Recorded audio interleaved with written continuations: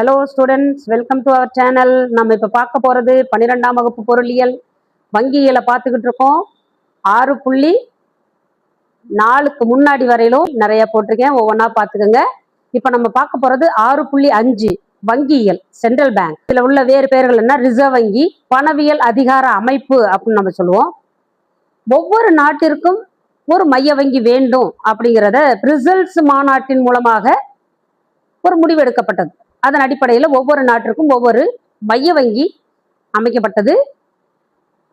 இதுதான் எல்லா வங்கியினுடைய தலைமை வங்கி.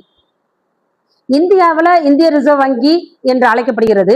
ஆக்ட் சட்டம் 1934 படி இந்திய ரிசர்வ் வங்கி ஏப்ரல் 1, 1935 தொடங்கி நடைபெற்று வருகிறது. விடுதலை பெற்ற பிறகு ஜனவரி 1, 1949 நாட்டுடைமையாக்கப்பட்டது. இப்ப இந்த மைய வங்கியினுடைய மேலாண்மை பணி என்னன்னு பாத்தீங்கன்னா, அரசின் பணம், அரசின் பண அளிப்பு, வட்டி விகிதம் அவற்றை மேலாண்மை செய்கிறது. இதை எல்லாமே செய்யும் ஒரு நிறுவனமாக கருதப்படுகிறது. வணிக வங்கிகளை மேற்பார்வையிடுவது இதனுடைய பணி. அதை தாண்டி நிறைய பணிகள், ஒரு 16 பணிகளை பற்றி நம்ம இப்ப பார்க்க போறோம். ஃபர்ஸ்ட் பணிகள் என்னன்னாக்க, பண அதிகார அமைப்பு. 2வது பணி காகித பண வெளியீடு. 3வது பணி வங்கி உரிமைகள் வழங்குபவர், அரசுக்கான வங்கி. அடுத்து வங்கிகளின் வங்கி கடைநிலை ஈவோன் தீர்வாக செயல்படுகிறது. அயல்நாட்டு செலாவணி பாதுகாவலன், பொருளாதாரத்தை நெறிப்படுத்துபவன், அரசு கடன் பத்திரங்களை நிர்வாகம் செய்வது, நெறியாளராகவும் மேலாளராகவும் செயல்படுகிறது. மேம்பாட்டு பணிகள் என்னென்ன? அடுத்து செய்திகளை வெளியிடுவது, பரிவர்த்தனை மேலாளர். அடுத்தது வங்கி குறை தீர்ப்பாய திட்டம், நெறிமுறை மற்றும் மதிப்பீடுகள் வாரியம். இதெல்லாம் மைய வங்கியினுடைய பணிகள். இந்த பணிகளை பற்றி ஒவ்வொன்றா பார்ப்போம். மைய வங்கியினுடைய பணிகள் ஃபர்ஸ்ட் பார்க்கும்போது பண அதிகார அமைப்பு.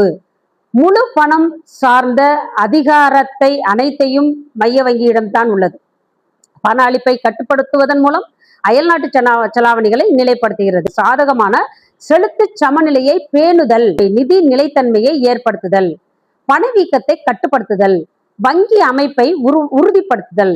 2வது பணி காகித பணம் வெளியிடுதல், நாணயங்கள், ₹1 நோட்டு. இது தவிர மற்ற அனைத்து காகித பணங்களையும் வெளியிடும் உரிமை இந்திய ரிசர்வ் வங்கியிடம் மட்டுமே உள்ளது. இது முற்றுரிமை பெற்றுள்ளது. பண அளவு மற்றும் கடன் அளவுகளை மேலாண்மை செய்கிறது. அடுத்து வங்கிகளுக்கு உரிமை வழங்குகிறது. வங்கிகள் முறைப்படுத்தப்பட்ட சட்டம் பிரிவு 22 படி இந்திய வங்கி வணிக தொழில் செய்ய வேண்டும் என்றால், வங்கி தொழில் செய்ய வேண்டும் என்றால் மைய வங்கியிடம் இருந்து உரிமம் பெற வேண்டும். இதுதான் அதை குறிக்கிறது. அடுத்தது அரசிற்கான வங்கி. மைய வங்கி எப்போதுமே அரசிற்கான வங்கி தான். வணிக வங்கிகள் தான் மக்களோடு தொடர்புடைய வங்கி. இது மத்திய அரசு, மாநில அரசுகளுக்கான வங்கி. குறுகிய கால கடனை தருகிறது. அடுத்து அரசு கடன் தொடர்பான பணிகளை செய்கிறது. அரசு கடன் பத்திரங்களை உருவாக்கி அவற்றை விற்பனை செய்யும் பணியையும் செய்கிறது. வங்கி நிதி தொடர்பான ஆலோசனைகளை அரசுக்கு வழங்குகிறது. அடுத்தபடியா பார்க்கிறது வங்கிகளின் வங்கி. அனைத்து வணிக வங்கிகளுக்கும் இது தலைமை வங்கி ஆகும். வங்கிகளுக்கு கடன் அளிக்கிறது, அவற்றை வைப்புகளாக ஏற்றுக்கொள்கிறது, மாற்றுச்சீட்டுகளை மறு தள்ளுபடி செய்கிறது. எனவே இது வங்கிகளின் வங்கி என அழைக்கப்படுகிறது.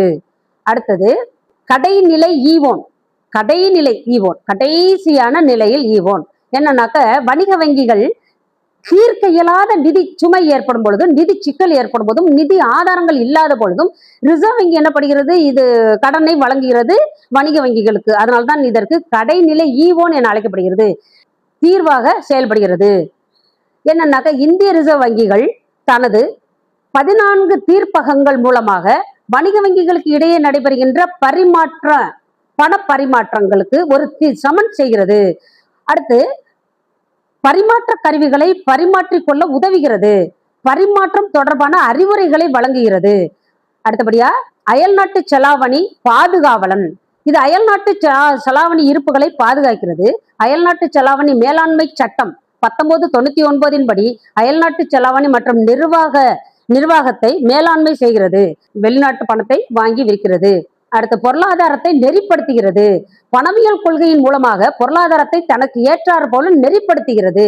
தேசிய வருமானம், வேலை வாய்ப்பு, செலவு, சேமிப்பு, முதலீடு இவற்றை அனைத்தையும் கண்காணித்து நெறிப்படுத்தி வருகிறது. அரசு கடன் பத்திரங்களை நிர்வகிக்கிறது. செலுத்துதலிலும் தீர்வு செய்வதிலும் நெறிமுறையாளராகவும் மேலாளராகவும் செயல்படுகிறது. எப்படி அது 2007ஆம் ஆண்டு செலுத்துதல் மற்றும் தீர்வு சட்டம் கொண்டு வரப்பட்டது. இது இந்திய ரிசர்வ் வங்கிக்கு இந்த அதிகாரத்தை வழங்கியது. பணிகள் இந்திய ரிசர்வ் வங்கி சிறந்த வங்கி அமைப்பை உருவாக்குவதன் முக்கியமான பணிகள். சிறந்த உற்பத்தி திறன் கொண்ட துறைகளுக்கு கடன் வழங்குகிறது. பரந்த மேம்பாட்டு பணிகளை செய்து வருகிறது. நாட்டின் நிதி சேவைகள் மற்றும் நிதி அறிவுகளை வழங்குகிறது. அடுத்த பாயிண்ட், பணவியல் செய்திகளையும் பிற செய்திகளையும் வெளியிடுகிறது. பணம் மற்றும் வங்கி பற்றிய பொருளாதார புள்ளி விவரங்களை வெளியிடுகிறது மைய வங்கி. பொருளாதார கொள்கைகளை திறனாய்வு செய்கிறது.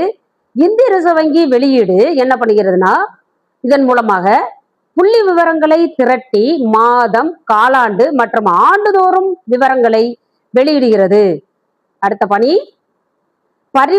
பரிவர்த்தனை மேலாளர் மற்றும் நெறியாளர். பரிவர்த்தனைனா என்ன? அயல்நாட்டு செலாவணியை வாங்குதல், விற்றல், இது பரிவர்த்தனை பணிகளை செய்கிறது. அடுத்து மேலாளர் செய்கிறது, மேலாண்மை செய்கிறது. எதை? அயல்நாட்டு செலாவணிகளை மேலாண்மை செய்கிறது. அயல்நாட்டு செலாவணியை விற்பனை செய்கின்ற வணிக வங்கிகளை நெறியாளர் நெறிமுறைப்படுத்துகிறது. அடுத்த பாயிண்ட், வங்கி தீர்ப்பாய திட்டம்.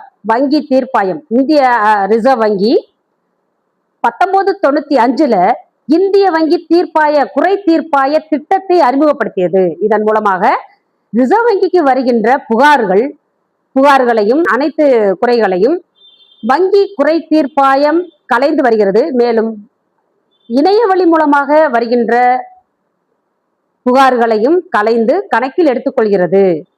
இந்திய வங்கி நெறிமுறை மற்றும் மதிப்பீடுகள் வாரியத்தை அமைத்து வங்கிகளினுடைய திறனை அளவிட்டு வருகிறது. அடுத்த பகுதியை அடுத்த வீடியோவில் பார்ப்போம். See you next video.